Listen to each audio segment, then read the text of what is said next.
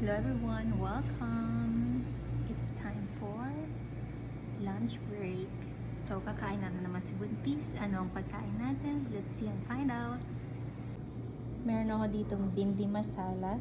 So, bindi means okra and masala. So, Indian dish to. And then, tandoori roti, whole wheat bread, flat bread. Let's eat. Yummy! Let's have plato. Ayan.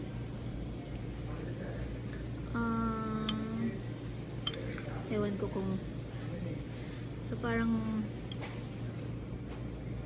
pinakbet na okra. Sana ganun yung lasa.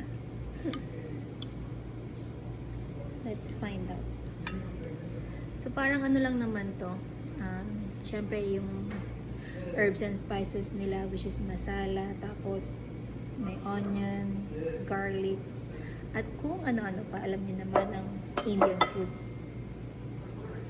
Tigman muna natin without roti.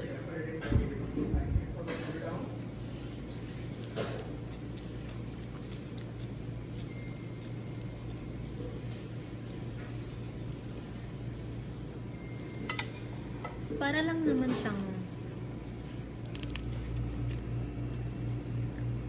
pinakbet na okra, pero hindi siya sa salty side, hindi siya sa bagoong side. Dahil sa may herbs and spices, gano'n. Indian style. Okay naman. Nowadays kasi sobrang constipated ako, sobrang hirap, nakakaloka, kaya nag-request ako ng okra. Kain.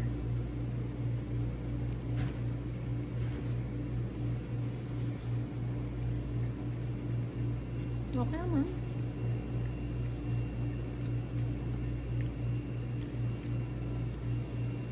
Wala siyang ibang lasa.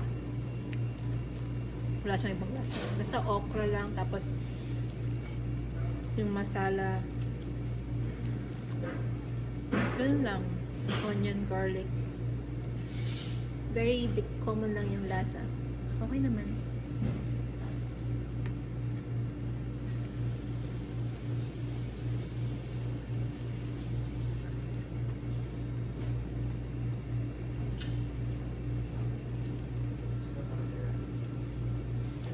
Sobrang constipated ako, kumakain naman ako.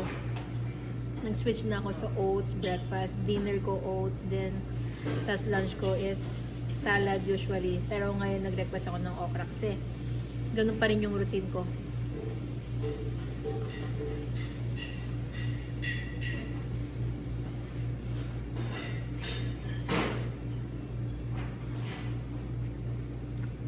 Tas matubig naman ako, pero hindi ko alam bakit constipated pa rin ako.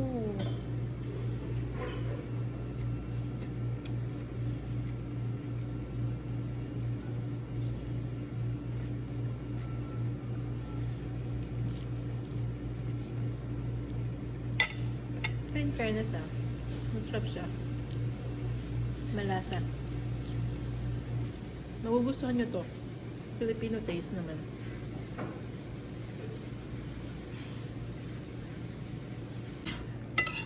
Bakit constipated pa rin ako kahit okay naman yung routine ko sa pagkain?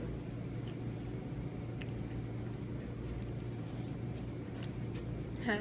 Tell me. Charot.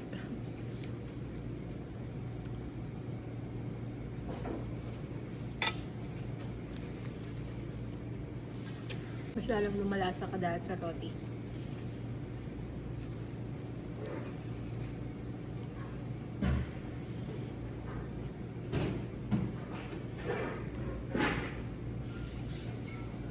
Advice para hindi ako maging constipated.